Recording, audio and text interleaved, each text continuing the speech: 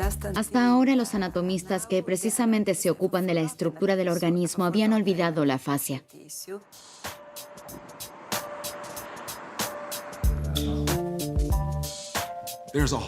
Existe un sistema completo, el cual no hemos investigado como tal.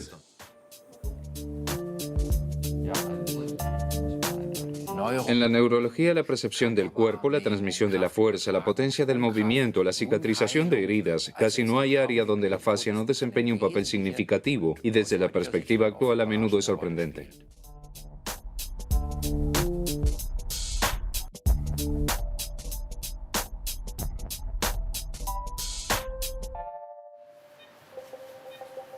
Fascia.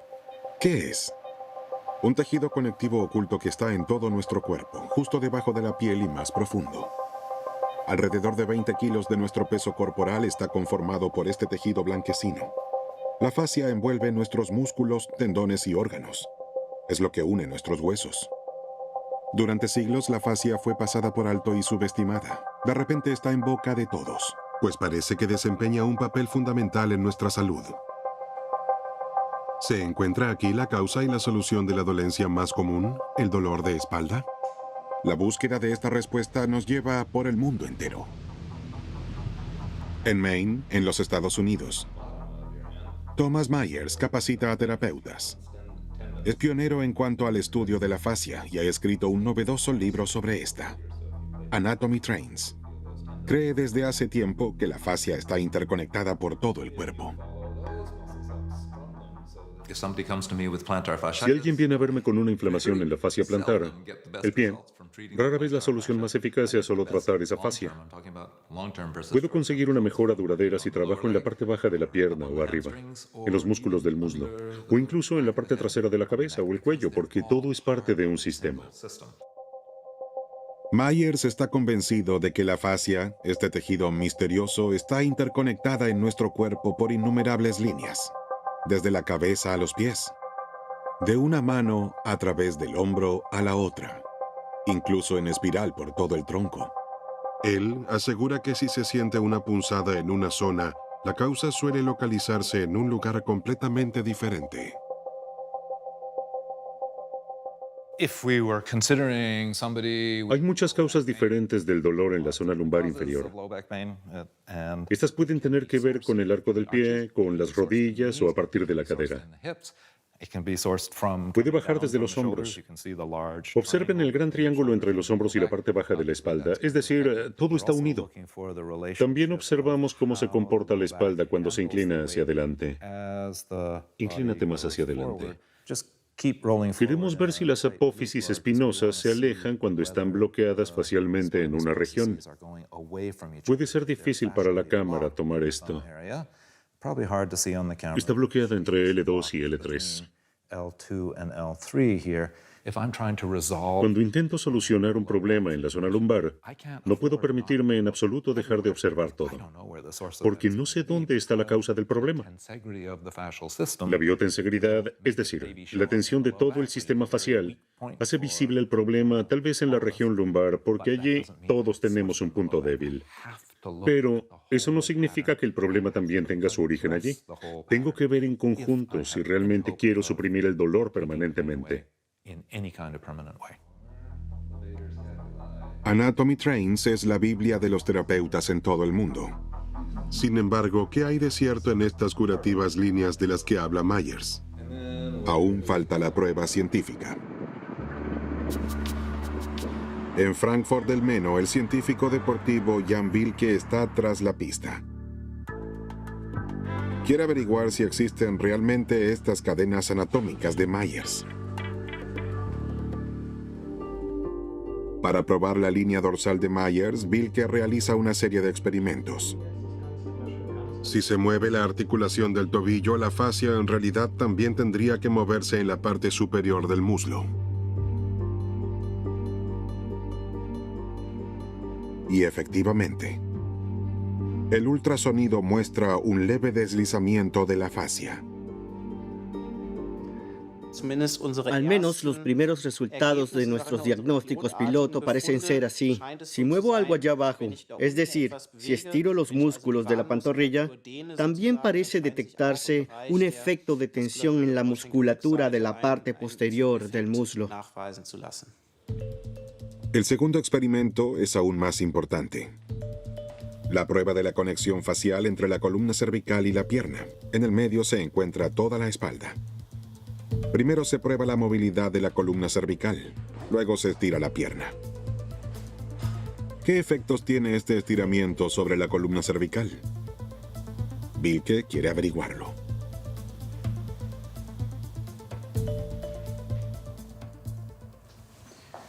Bien, ahora observemos los resultados. Estos son los promedios correspondientes a las 5 repeticiones que acabamos de realizar. 108 grados es el rango total de movimiento, promediado con las 5 repeticiones, 4 grados más que en la prueba anterior. La flexibilidad ha mejorado después del estiramiento de los músculos de las piernas, por lo que tenemos una mejor flexión y extensión de la cabeza en el área de la columna cervical, y eso podría ser una indicación de que hay un efecto de transmisión mecánico desde las piernas hacia arriba hasta la columna cervical. Aunque no han sido probadas todas las líneas de conexión, el trabajo con un rodillo de espuma en el muslo sin duda tiene efectos sobre una región del cuerpo mucho más alejada, como por ejemplo el cuello. Bilke supone que la fuerza no solo se transmite verticalmente, sino también horizontalmente.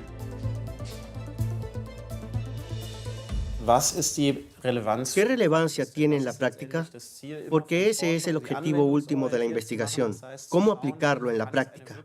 Ver si puede ser una alternativa factible para el médico y el fisioterapeuta, o incluso para el paciente, que al estirar en casa tiene que centrarse en trabajar la tensión del cuello, en la zona de la columna cervical, o si no quiere, puede trabajar quizá el área del tronco de las piernas, y lograr resultados mediante un efecto de transmisión.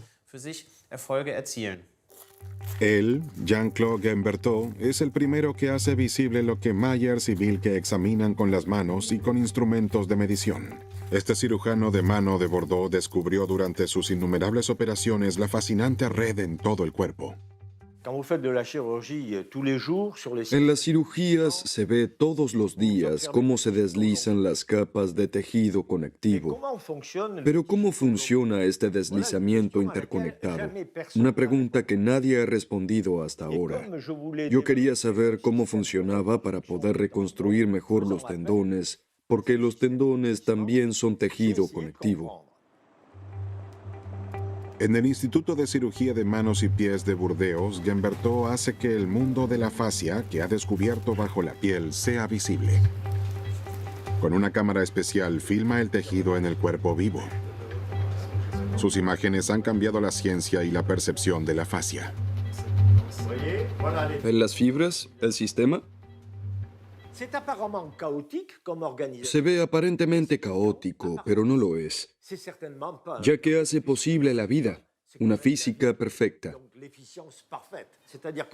Cuanto más investigamos, más comprenderemos las fascias y su estructura. Y esto abrirá nuevas posibilidades terapéuticas.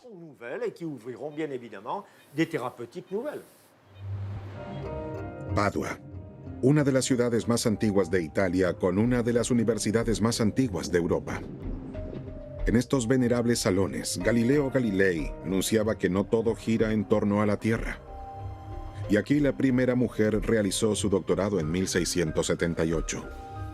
Un lugar de revoluciones, incluso en la actualidad, porque aquí es profesora de anatomía Carla Stecco.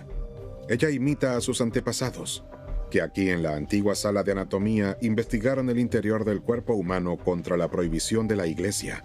Así como hoy, Stecco es una de las primeras en el mundo en investigar la fascia. Mi padre fue uno de los primeros que se interesó en la fascia y en cómo tratarla. Por eso, en nuestra casa siempre se hablaba del tema. Pero al principio no estaba realmente segura de lo que éstas hacían. Así que comencé a interesarme por la anatomía de la fascia, y en particular en las disecciones, porque creo que es el mejor modo de visualizarlas y de comprender cómo funciona este tejido.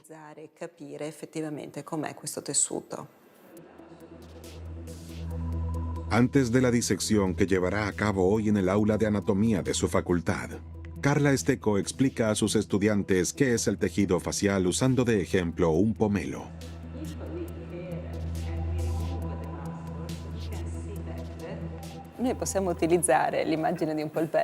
Con este pomelo podemos entender mejor qué es la fascia y cómo ésta se conecta con el músculo. Si cortamos el pomelo por la mitad, no vemos solo la pulpa, sino también un componente fibroso que divide el pomelo en láminas y que soporta el tejido en sí. En el modelo humano, muestra a sus estudiantes por dónde se distribuye la fascia en todo el cuerpo.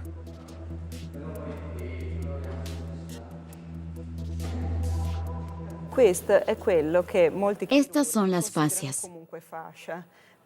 Es el tejido conectivo laxo que me permite desplazarme de un nivel a otro. ¿Ven que esta estructura es bastante fluida? ¿Que puede moverse fácilmente? Vean cómo puedo entrar. Y todo está hecho de agua, proteínas y tejidos. Miren qué bonita es. Las fascias, lo sabemos también gracias al trabajo de Carla Esteco, están en todas partes del cuerpo y en diversas formas y estados. Justo debajo de la piel se encuentra la fascia superficial. La fascia profunda envuelve nuestros músculos e incluso las fibras musculares, al igual que la piel de una salchicha. También rodean nuestros órganos, los encierran como una piel blanquecina. Hasta nuestro cerebro está protegido por este tejido. Incluso podemos considerar las meninges como una fascia especial, porque al fin y al cabo tienen las mismas características de las fascias que conocemos de otras partes del cuerpo. En sus numerosos estudios anatómicos, Carla Esteco creó un atlas de la fascia, el primer atlas de su especie. Sus hallazgos son revolucionarios. Por primera vez en la historia de más de 400 años de anatomía médica, la fascia es incluida sistemáticamente en su conjunto en el cuerpo humano. Al principio no entendía nada. En las primeras disecciones todo parecía ser un desastre y no veía una imagen clara. Entonces, paulatinamente, entendí cómo buscar y localizar la fascia. Ahora está bastante claro qué es la fascia. Eso quise mostrar en mi atlas. Esteco investiga la llamada toracolumbar, la fascia más grande de la espalda. ¿Encontrará aquí lo que causa el dolor de espalda de tantos pacientes? En esta región de la zona lumbar hay una zona que es crítica y no es de extrañar que el 80% de las personas se queje del dolor de espalda. La gran fascia toracolumbar, los investigadores todavía no pudieron descifrar todos sus secretos. Pero su importancia para muchos problemas de espalda es cada vez mayor. Esta que hemos logrado aislar es la fascia toracolumbar. Es la fascia profunda de mayor importancia que tenemos en el cuerpo. Actualmente está siendo muy estudiada porque parece ser el origen del dolor de espalda no específico. La fascia toracolumbar es una de las fascias más importantes de nuestro cuerpo. Sin embargo, ¿cómo puede ser que una fascia cause dolor? ¿Por qué este colgajo de tejido siempre nos causa problemas? Esto es lo que quiere saber Robert Schleip, uno de los investigadores más reconocidos de la fascia en Alemania. Desde que sabe cómo está interconectada la fascia en nuestro cuerpo y lo importante que es el ejercicio para el tejido conectivo, salta la cuerda diariamente durante varios minutos. Este psicólogo y terapeuta corporal se dedica a la práctica, como a menudo ocurre con quienes investigan la fascia. Pero quería saber con qué estaba trabajando exactamente, así que se tomó un tiempo para dedicarse por completo a la investigación científica. Realizó su doctorado sobre el tejido facial en el Instituto de Fisiología Aplicada de la Universidad de Ulm, en Günzburgo. Sus hallazgos son premiados. Para mí esto es una historia de cuento de hadas, porque la fascia realmente era el tejido Cenicienta, así como el pequeño gordito del que siempre se rieron y ahora de repente es apreciado. Para mí esto es una historia conmovedora y también muy real. Antes la fascia era el órgano desechable. En la anatomía clásica, uno estaba contento de haber diseccionado lo suficiente este órgano incoloro y pegajoso como para tener ya delante los verdaderos músculos y órganos. El hecho de que este órgano sin estructura haya empezado a estudiarse en los últimos años es un cambio muy emocionante. Schleib quiere saber cuáles son las diversas tareas y funciones de la fascia, por tanto tiempo subestimada. ¿Y de qué se compone realmente este tejido blanco fibroso?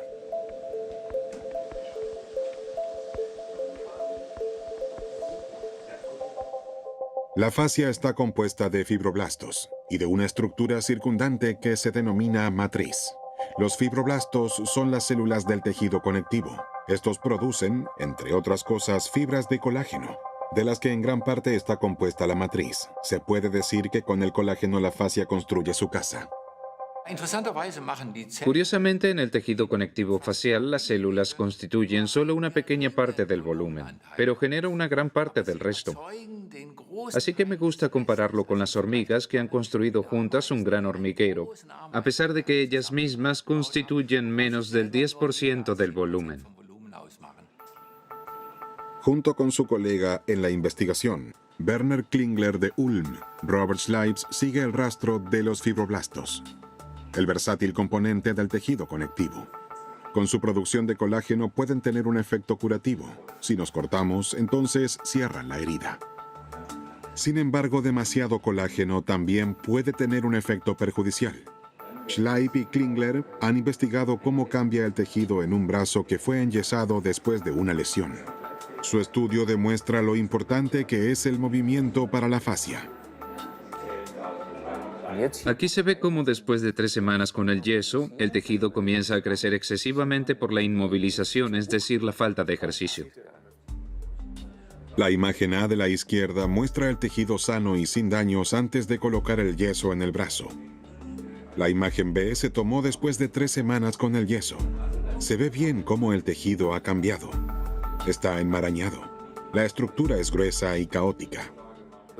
Los datos recogidos muestran claramente que la falta de ejercicio lleva a un exceso de estas estructuras de tejido conectivo y por lo tanto a una pérdida de función. Esta es en principio la conclusión determinante con todas sus consecuencias. Significa que el movimiento es necesario para mantener nuestra fascia en buen estado. La falta de ejercicio y las malas posturas pueden hacer que la fascia se endurezca tanto que incluso oprima los nervios y los músculos. Se dice que el ejercicio en cualquier forma nos mantiene saludables. El movimiento también es esencial para nuestra fascia. Esta necesita estimulación regular para no adherirse o incluso volverse rígida. Hemos aprendido eso. En las personas que trabajan sentadas en una oficina y no lo compensan con actividad deportiva, la fascia se adhiere y a menudo sufre de dolor de espalda. ¿Existe entonces tal vez una conexión entre la fascia adherida y el dolor de espalda? Para averiguarlo viajamos a Boston. Aquí tuvo lugar hace 10 años el primer Congreso Mundial sobre la Fascia. En aquel momento estuvo presente Helen Langevin del Instituto Médico de Harvard. Ella es una experta en la fascia desde sus inicios. Originalmente era médica clínica. A menudo tenía que enviar a sus pacientes con dolor de espalda crónico de regreso a su hogar sin poder hacer nada. Ella quería cambiar esto.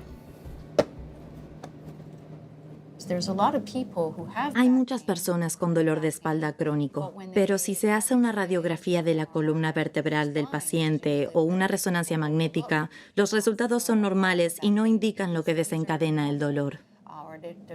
Y por el contrario, muchos tienen una resonancia magnética que se ve horrible, con discos intervertebrales dañados, pero no sienten dolor. Entonces nos preguntamos si la fascia lumbar podría desempeñar un papel, porque es una estructura enorme en la espalda que conecta los hombros con la cadera, una gran área de tejido conectivo. Lo que aclara la imagen de ultrasonido del brazo también se aplica a la fascia en la zona de la espalda. Para descubrir la causa de dolor de espalda no específico, Langevin compara el tejido en pacientes con dolor de espalda y sin este, y observa una diferencia en la lubricidad.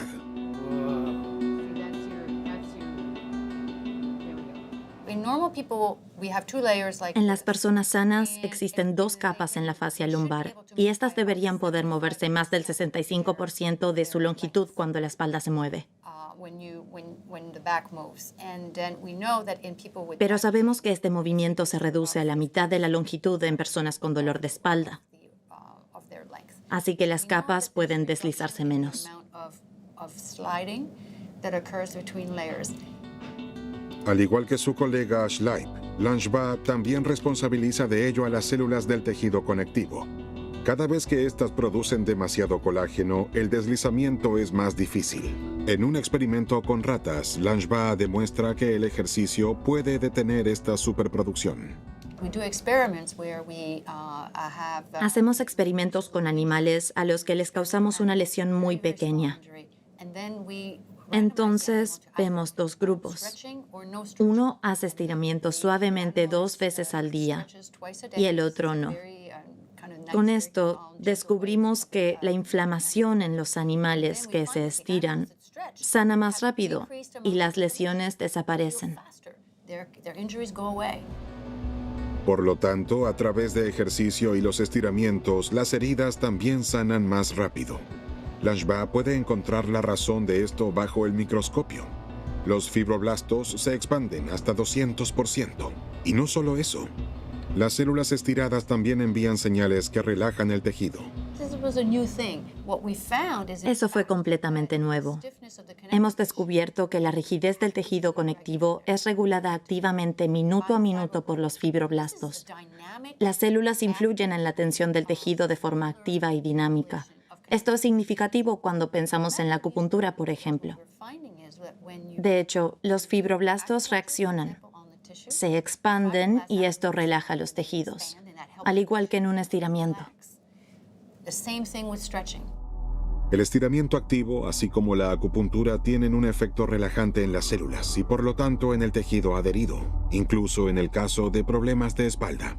Por lo tanto, podemos hacer algo activo contra nuestro dolor. Pero ¿qué nos enferma además del ejercicio insuficiente y una mala postura? Langevin investiga la relación entre movimiento, estiramiento y problemas de espalda, mostrando con ello formas de curación.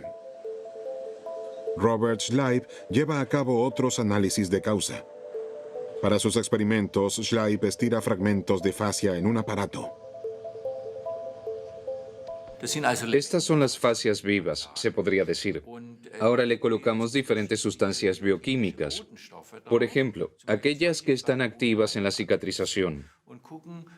Entonces vemos cuánto puede contraerse la fascia sola, independientemente de los músculos y nervios. Hay resultados bastante sorprendentes. Las fascias se contraen visiblemente en respuesta a las sustancias añadidas. Es decir, las fascias reaccionan de forma completamente independiente de los estímulos musculares o nerviosos. Y no solo eso. También fue emocionante descubrir neurotransmisores que no solo reaccionan a la inflamación, sino también al estrés emocional. Ese fue lógicamente un gran avance para nosotros, porque esto lo conocíamos de la investigación clínica, donde la fascia también reacciona a ello, pero muy lentamente y a largo plazo. Robert Schleip proporcionó con esto la prueba científica de lo que desde hace mucho tiempo sentían la mayoría de las personas con problemas de espalda. El estrés emocional puede desencadenar contracturas y dolor. El malhechor se denomina TGF en círculos profesionales y es un neurotransmisor que responde al estrés. Esta es una visión innovadora. Si estoy tenso durante semanas y nunca me relajo cuando duermo, entonces no son principalmente las fibras musculares rojas las que están tensas, porque esas se pueden relajar rápidamente, sino que se tensa el tejido facial blanquecino, por ejemplo, la envoltura alrededor del músculo. Y si se considera el músculo como una salchicha, los terapeutas manuales pueden palpar que no es el contenido el que está duro, sino la piel, y ese sería el mecanismo que estamos investigando ahora. En Walpole, Maine, Thomas Myers capacita a fisioterapeutas, masajistas y profesores de yoga de todo el mundo. Quiere sensibilizarlos a la percepción de la red facial en su propio cuerpo, transmitir sus muchos años de experiencia.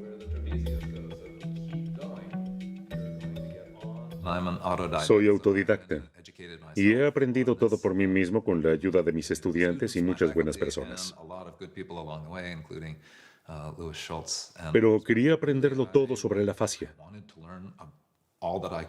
Y en la década de 1970 había poca literatura sobre la fascia. Hasta el día de hoy, Myers está fascinado con el tejido facial como una red que se extiende por el cuerpo entero. Se ocupa de que tengamos una sensación de nuestro cuerpo, de que todo esté en el lugar correcto y nos sostenga. Eso es lo que la investigación facial llama biotensegridad, una red de tensión interna que funciona perfectamente. La biotensegridad, la tensión, es un modo de construcción que explica mucho mejor cómo funciona la fascia como un sistema. Aquí en el modelo se observa que son solo varillas y bandas elásticas. Y las partes están dispuestas de modo tal que ninguna varilla toque a la otra. Todas se mantienen en su lugar por las bandas elásticas. Imagínense un modelo de esqueleto típico. Allí los huesos están conectados entre sí. Automáticamente piensa, dentro de mí hay un esqueleto y este se mueve por los músculos individuales, como los cables de una grúa que mueven la grúa. Pero no es así. Los huesos se deslizan en el tejido conectivo. Y si hiciera desaparecer de repente todo el tejido blando del cuerpo, entonces los huesos caerían al suelo estrepitosamente. Este es un modelo de contraste espléndido para nuestro pensamiento clásico de la columna vertebral. El modelo con el esqueleto como estructura de soporte. Creemos que la columna vertebral, como el sostén de la tienda de campaña, soportaría la blanda tienda. Así nos imaginábamos la columna vertebral hasta hace poco. Y tenemos un hermoso modelo de contraste tensegral. Aquí se ve también los elementos vertebrales. Pero no descansan en ningún lado uno encima del otro ni se presionan entre sí, sino que están suspendidos. Y si los elementos faciales, como estas gomitas elásticas, tienen una buena tensión elástica previa, una única vértebra puede desgastarse y aún así uno podría mantenerse erguido y ser la reina de la salsa de Cuba. La columna vertebral misma no siempre es la causa del dolor de espalda crónico. También contribuyen a ello la mala postura, la falta de movimiento y el estrés. Para mantener nuestro tejido saludable tenemos que movernos. Y se necesita otro componente importante más, el agua. El tejido conectivo elástico es un gran depósito de agua. En esto está quizás el mayor secreto de la fascia. Dependiendo de la edad, el tejido conectivo está compuesto por un 70% de agua. Y las células del tejido conectivo, los fibroblastos, también son importantes para la fijación del agua. En Padua, la profesora de anatomía Carla Stecco identificó diferentes funciones de los fibroblastos. Aquí podemos reconocer dos células. Las dos son fibroblastos, pero tienen funciones completamente diferentes. Mientras esta célula probablemente produzca colágeno, en la otra célula se encuentran estos pequeños puntos. Si lo ampliamos, vemos el interior de la célula y sobre todo estos pequeños puntos. Esto es el ácido hialurónico. Entonces podemos observar cómo las dos células producen sustancias diferentes.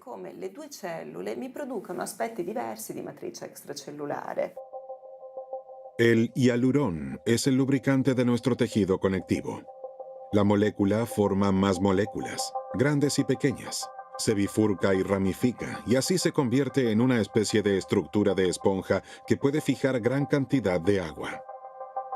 Mientras menos hialurón una a nuestro tejido, peor será nuestra movilidad.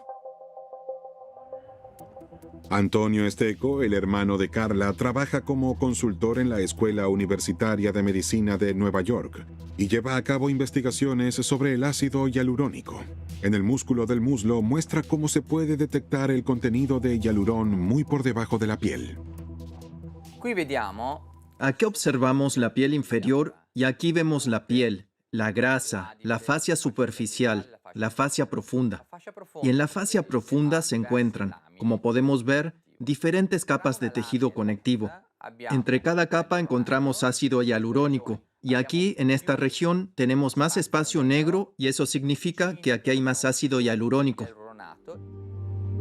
Si no hay suficiente humedad, entonces el tejido se vuelve rugoso y quebradizo, como una toalla que se roza entre sí. El ácido hialurónico se asegura de que todo funcione sin problemas. En Ulm, Klingler y Schleip también siguen tras la pista del ácido hialurónico. Están investigando terapias que pueden mejorar la concentración de humedad y con ello se pueda mejorar el deslizamiento de la fascia. Primero miden cuánta agua hay en el tejido. Esperamos que después de un tratamiento de estiramiento así, aumente nuevamente la concentración de agua. Y lo bueno es que podemos suponer que mediante este intercambio de agua tisular también se intercambian sustancias inflamatorias y el tejido se limpia. La medición indica un alto contenido de agua. Con un dispositivo especial, Schleip presiona de manera firme y constante las fascias en la espalda.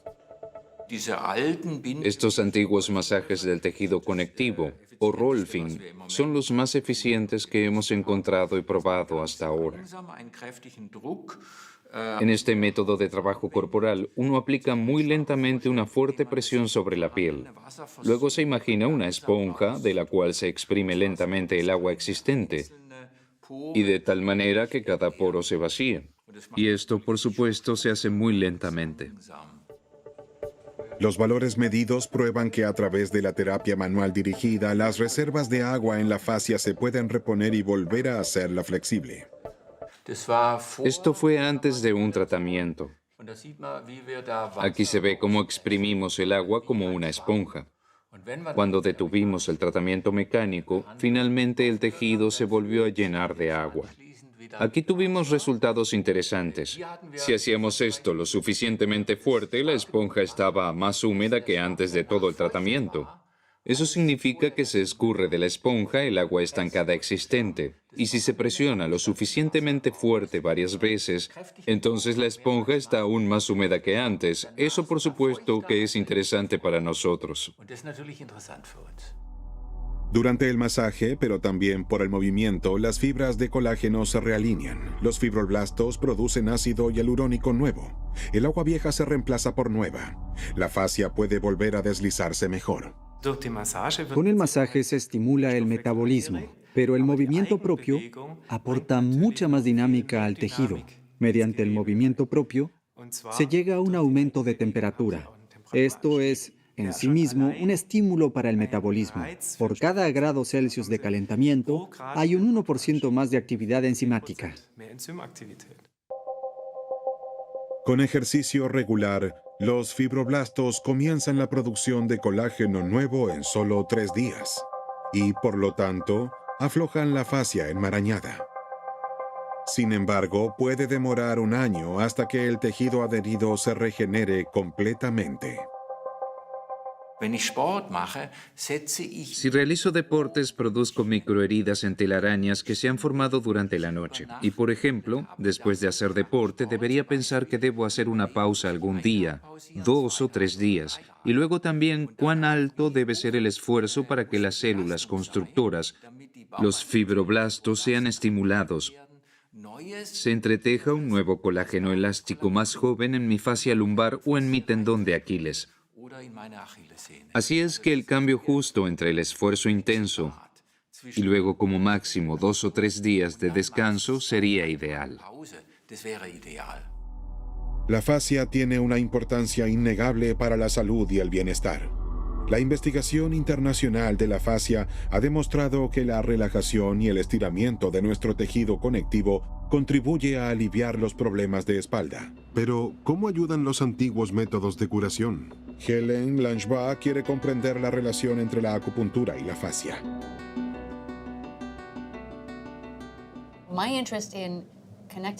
Empecé a interesarme en el tejido conectivo y luego en la fascia cuando estaba estudiando acupuntura. Si trabajas con una aguja de acupuntura, debes insertar la aguja y luego girarla suavemente hacia adelante y hacia atrás, con un poco de presión. Y luego, como acupunturista, sientes que el tejido se aprieta alrededor de la aguja. Esto despertó mi interés. Esto es importante para el funcionamiento de la acupuntura. Nadie había investigado esto antes. ¿Es solo una sensación de que algo retiene la aguja al introducirla y sacarla, o hay realmente una reacción en el tejido conectivo? Eso es exactamente lo que quería saber Langevin. Nos preguntamos primero, ¿puede medirse? ¿Puedes medir lo que sientes? Así que hicimos experimentos sobre cómo un robot introduce una aguja. La gira de un lado a otro y luego la saca. Y medimos la fuerza necesaria para sacar la aguja. Entonces, si el tejido realmente se sujeta a la aguja, el esfuerzo debería ser mayor. Y pudimos probarlo. Cada vez que se introduce y se saca la aguja, el colágeno se enreda como un espagueti alrededor de un tenedor. La sensación de resistencia que los terapeutas han sentido durante tanto tiempo ahora tiene una explicación científica. Además, incluso desde unos pocos centímetros de distancia, los fibroblastos reaccionan ante la aguja. Un efecto que también es visible en la imagen de ultrasonido. Pero, ¿qué provoca exactamente la aguja de acupuntura en la fascia? ¿Y podrían el mecanismo de la fascia y los fibroblastos explicar también el efecto analgésico del tratamiento de acupuntura?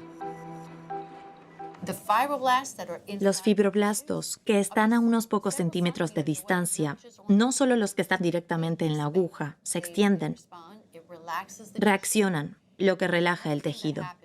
Y hay algo más que nos ha interesado. Se libera una sustancia llamada ATP. El ATP es una sustancia mensajera que puede tener algo que ver con el efecto analgésico de la acupuntura.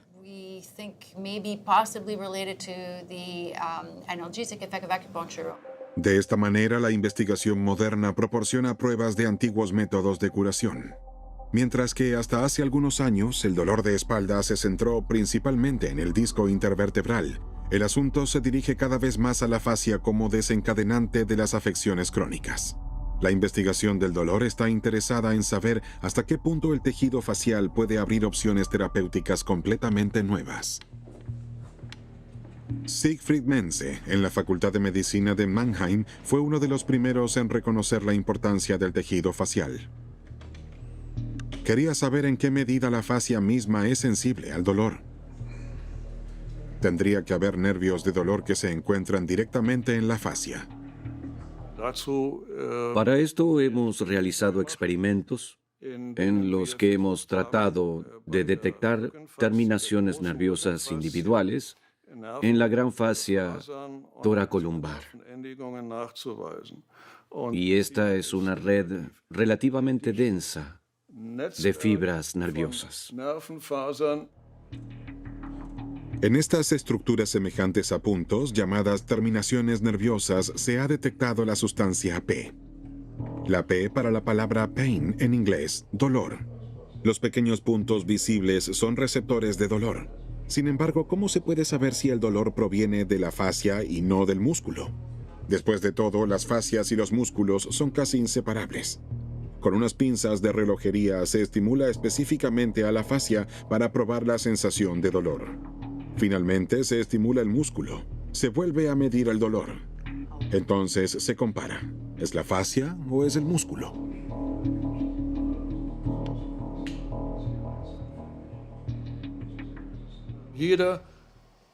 Cada barra vertical es una señal eléctrica. Y aquí tenemos esta rata anestesiada.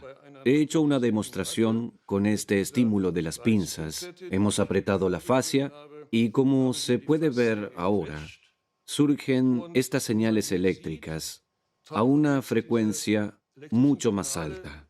En cualquier caso, lo que se puede decir aquí es que la influencia que tiene la fascia en esta célula nerviosa es significativamente mayor que la influencia de los receptores en el músculo.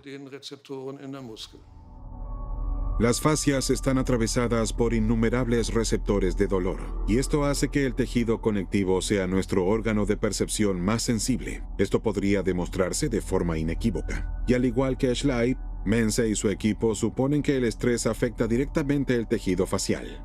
Y es ahí donde entra en juego el sistema nervioso simpático o toracolumbar. El sistema simpático es parte del sistema nervioso autónomo. Desde el cerebro, pasando por la médula espinal, lleva a prácticamente todos los órganos.